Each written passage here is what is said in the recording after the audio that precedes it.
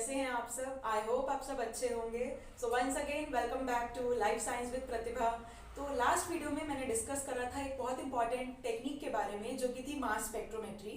तो अभी हम लोग कुछ और टेक्निक्स को कवर करेंगे, पर अब हम एक पर्सपेक्टिव लेकर चलेंगे। जैसे सपोज करिए अब हम इम्यूनोलॉजिकल पर्सपेक्टिव से अगर बात करें तो हमारे पास एक बहुत इंपॉर्टेंट टेक्निक आती है जिसका नाम है ELISA, which means enzyme linked immunosorbent assay. उस टेक्निक को अगर आपको समझना है तो आपको वेट करना होगा मेरी नेक्स्ट वीडियो के लिए। इस टेक्निक को समझने के लिए हमारे पास बहुत ज्यादा इंपॉर्टेंट चीज है एंटीबॉडी।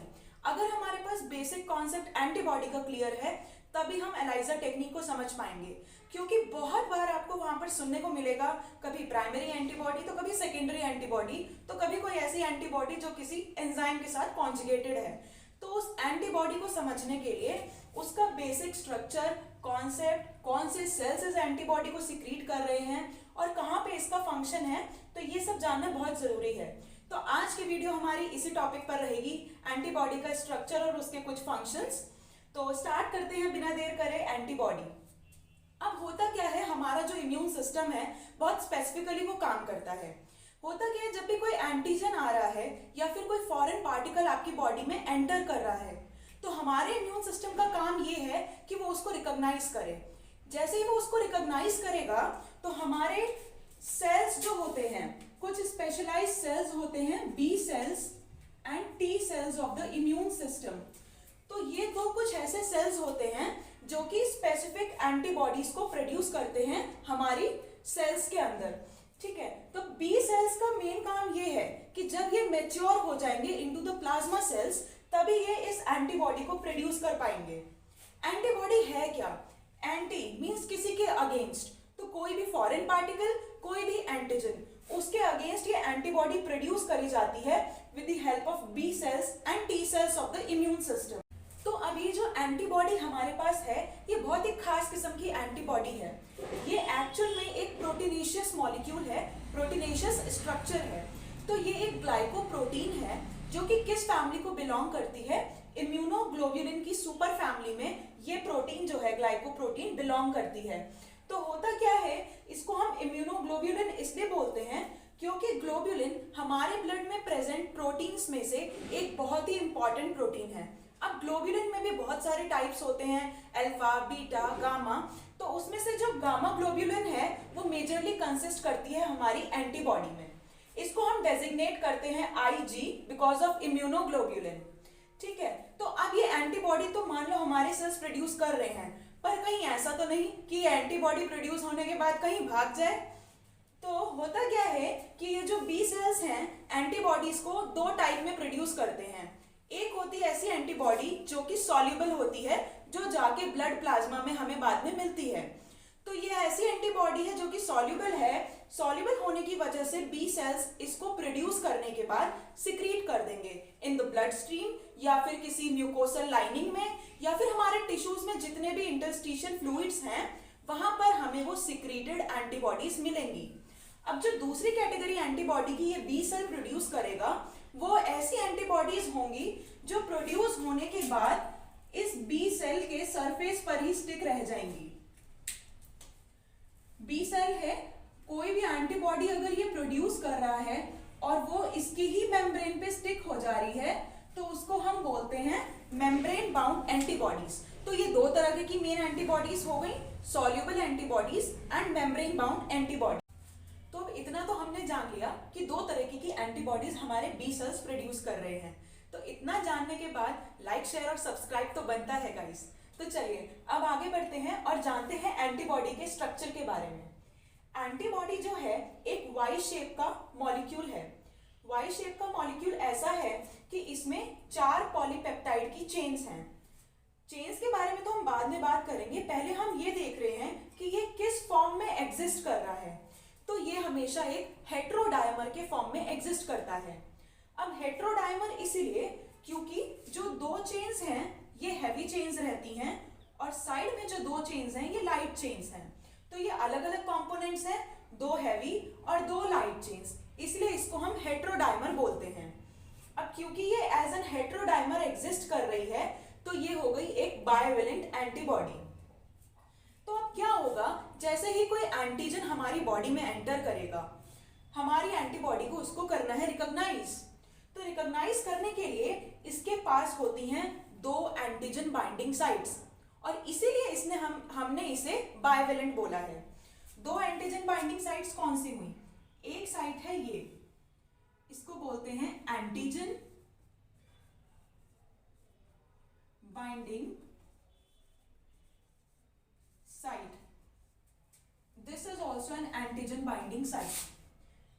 ठीक है, तो यहां पर जैसे ही एंटीजन आएगा, ये एंटीबॉडी उसको इन रीजन्स में एनकाउंटर कर लेगी। अब आगे बढ़ने से पहले ये देख लीजिए कि ये जो एंटीबॉडी है, इसमें एक एंड पे NH3 पॉजिटिव यानी अमीनो ग्रुप लगा हुआ है, हैवी चेन में भी और लाइट चेन में भी, जबकि दूसरे एंड पर COOH ग्रुप है यानी कि कार्बोक्सिल ग्रुप अटैच है। अब ये जो हैवी चेन और लाइट चेन, तो सबसे पहली बात ये हो गई हैवी चेन, और ये है हमारे पास लाइट चेन।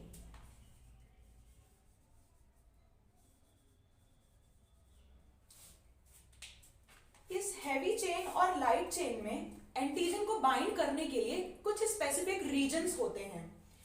तो इस हैवी चेन का ये जो अपर रीजन है, this is a variable region of the heavy chain. उसके बाद 3 कांस्टेंट रीजन्स रहते हैं हैवी चेन में, दोनों ही हैवी चेन्स में ये सेम रहेंगे कांस्टेंट रीजन, इसलिए हमने इसको CH से रिप्रेजेंट करा है, constant region of the heavy chain. अब क्योंकि ये 3 है तो हम इसको नंबरिंग कर सकते हैं 1, 2 and 3। This is the first, second and third constant region of the heavy chain. Similarly light chain में भी हमारे पास एक वेरिएबल रीजन रहता है VL एंड दूसरा कांस्टेंट रीजन रहता है CL। दोनों तरफ ये रीजन्स सेम प्रेजेंट होते हैं।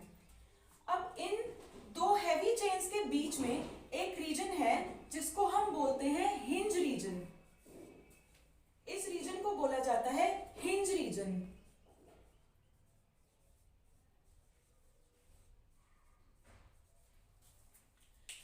अब ये जो भारी भरकम सी हैवी चेन है, ये इतनी भारी है कि इसका जो मॉलिक्यूलर वेट है वो है 50,000 डाल्टन, और इसमें जो अमीनो एसिड्स प्रेजेंट हैं वो है 440 अमीनो एसिड रेसिड्यूज।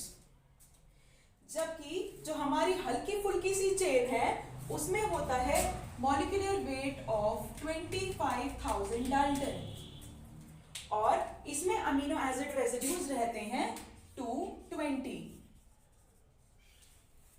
तो ये हो गया इनका एक बेसिक सा डिफरेंस, मॉलिक्यूलर वेट का और अमीनो एसिड के रेसिड्यूज का। अब ये जो एंटीजन के बाइंड करने वाली साइट्स हैं, इनको हम एंटीजन बाइंडिंग साइट बोलते हैं, या फिर फैब रीजन से भी इसको जाना जाता है, फ्रेगमेंट एंटीजन बाइंडिंग रीजन। तो ये जो इतना पोर्शन आप देख सकते हैं यहाँ पर, this is the Fab portion और फैब रीजन। उसके बाद ये जो नीचे वाला एरिया है हमारा, constant region second and the constant region third, ये मिलके बनाता है हमारा FC region, means fragment crystallizable region. जब एंटीबॉडी डिस्कवर हुई थी एक्चुअल में, तब ये पता चला था कि वाई शेप एंटीबॉडी का ये जो स्टेम है, ये कोल्ड स्टोरेज में रखने पर क्रिस्टलाइज हो गया था, इसलिए इसको हम फ्रेगमेंट क्रिस्टलाइजेबल रीजन भी बोलते हैं। अब एंटीबॉडी तो प्रोड्यूस हो गई, लेकिन क्या ये हैवी चेन और लाइट चेन आपस में लिंक रह पाएंगी? तो इनको लिंक करने के लिए हमारे पास स्पेसिफिक बॉन्ड्स प्रेजेंट होते हैं जो इनको कोवेलेंटली टाइटली लिंक करके रखते हैं। तो वो बॉन्ड्स है हमारे पास डाइसल्फाइड बॉन्ड्स। डाइसल्फाइड बॉन्ड्स तो दो चेन्स के बीच में यानी इंटरमॉलिक्यूलर बॉन्ड जो है वो भी हमारा डाइसल्फाइड बॉन्ड रहता है, यानी 2 सल्फर बॉन्ड्स। यहां पर भी 2 डाइसल्फाइड बॉन्ड्स प्रेजेंट हैं। अब हैवी चेन और लाइट चेन के बीच में भी जो बॉन्ड्स प्रेजेंट होते हैं वो भी हमारे डाइसल्फाइड बॉन्ड्स होते हैं।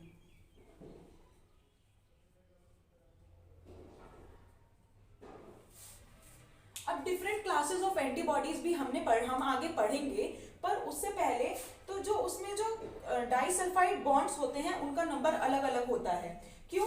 क्योंकि वहां पर जो कांस्टेंट रीजन्स हैं उनका नंबर भी चेंज हो जाता है, तो उसकी वजह से जो डाइसल्फाइड बॉन्ड फॉर्मेशन है उसका नंबर भी अफेक्ट होता है।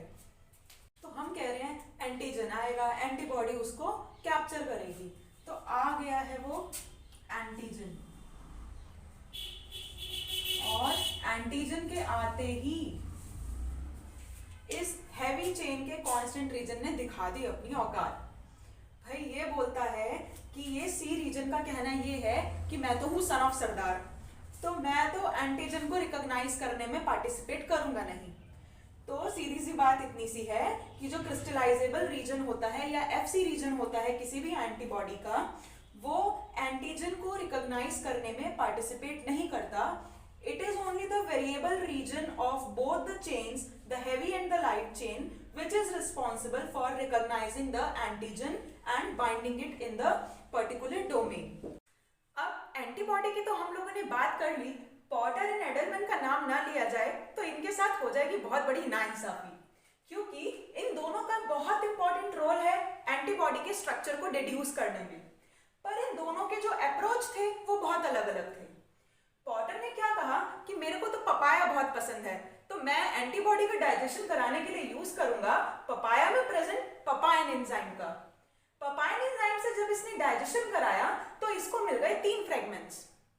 उन 3 फ्रेगमेंट्स में भी बोलता है कि हुआ क्या कि जो 2 फ्रेगमेंट्स थे उनका मॉलिक्यूलर वेट इसको अप्रोक्सीमेटली मिला 45 किलो डाल्टन का। अब ये जो दोनों फ्रेगमेंट्स थे ये एंटीजन से बाइंड करने के केपेबल थे, इसलिए 2 फ्रेगमेंट्स को बोल दिया गया फ्रेगमेंट एंटीजन बाइंडिंग फ्रेगमेंट्स। अब जो थर्ड फ्रेगमेंट इसको मिला इसका मॉलिक्यूलर वेट था अप्रोक्सीमेटली 50 किलो डाल्टन, जो कि क्रिस्टल फॉर्म करने में केपेबल था, तो इस फ्रेगमेंट को बोला गया एफसी फ्रेगमेंट और फ्रेगमेंट क्रिस्टलाइजेबल रीजन। अब एडलमैन बोलता है कि डाइसल्फाइड बॉन्ड्स तो हैं बहुत चालाक लोमड़ी, तो मैं यूज करूंगा एक ऐसे डिटर्जेंट का जो कि इनके डाइसल्फाइड बॉन्ड्स को बहुत अच्छे से ब्रेक कर देगा। तो एडलमैन ने यूज करा बीटा परकैप्टोइथेनॉल। बीटा परकैप्टोइथेनॉल से जब एंटीबॉडी का डाइजेशन हुआ तो उसको 4 फ्रेगमेंट्स मिल गए। उन 4 फ्रेगमेंट्स में से उसने देखा कि जो 2 फ्रेगमेंट्स हैं वो बहुत हैवी चेन हैं, जिनका मॉलिक्यूलर वेट निकला 50 किलो डाल्टन, और जो दूसरी 2 चेन्स थी वो उसको बहुत लाइट चेन्स मिली जो थी 25 किलो डाल्टन ईच। अब इन दोनों की तो बहुत अहम भूमिका इसमें हमने देख ली। अब तीसरा साइंटिस्ट है निसोनॉफ, तो वो बोलता है मैं क्यों पीछे रहूं भाई। इसने एक अलग ही एंजाइम का यूज करा जिसका नाम था पेप्सिन। अब पेप्सिन से डाइजेशन तो इसने कर दिया, पर इसको मिला सिर्फ एक ही फ्रेगमेंट, पर उस एक ही फ्रेगमेंट के पास दोनों एंटीजन बाइंडिंग साइट्स प्रेजेंट थे। और जब इसने डाइजेशन करा एंटीबॉडी का तो जो फ्रेगमेंट इसको मिला उसका वेट था 100 किलो डाल्टन। तो ये 2-3 इंपॉर्टेंट साइंटिस्ट थे जिन्होंने एंटीबॉडी के स्ट्रक्चर को डिड्यूस करने में बहुत इंपॉर्टेंट रोल प्ले करा है। अब हमारी बॉडी में डिफरेंट टाइप के एंटीबॉडीज हमारे पास प्रेजेंट हैं, जैसे कि एंटीबॉडी ए, डी, जी, ई और एम। अब जैसे जैसे हमारी बॉडी को रिक्वायरमेंट होती है उसके अकॉर्डिंग जो ये एंटीबॉडीज होती हैं रिस्पॉन्ड करती हैं। तो यही था एंटीबॉडी का बेसिक सा स्ट्रक्चर, फंक्शन हम लोगों ने डिस्कस करा, किन किन साइंटिस्ट ने इसकी डिस्कवरी में हेल्प करी वो भी हम लोगों ने डिस्कस किया। तो नेक्स्ट लेक्चर में अब हम लोग बात करेंगे बहुत इंपॉर्टेंट टेक्निक की जिसके लिए हमने इस एंटीबॉडी को स्टडी करा है। तो ELISA technique, enzyme linked immunosorbent ऐसे के बारे में हम लोग करेंगे नेक्स्ट वीडियो में चर्चा। तब तक मेरे को कमेंट करके जरूर बताइएगा कि ये वीडियो आपको कैसी लगी। कंजूसी तो गाइस बिल्कुल मत करना, तो चैनल को कर दीजिए लाइक एंड सब्सक्राइब, और करिए अपने फ्रेंड्स का भला, तो कीजिए ज्यादा से ज्यादा इस वीडियो को शेयर। नेक्स्ट वीडियो का वेट कीजिए, तब तक के लिए टेक केयर, बाय बाय।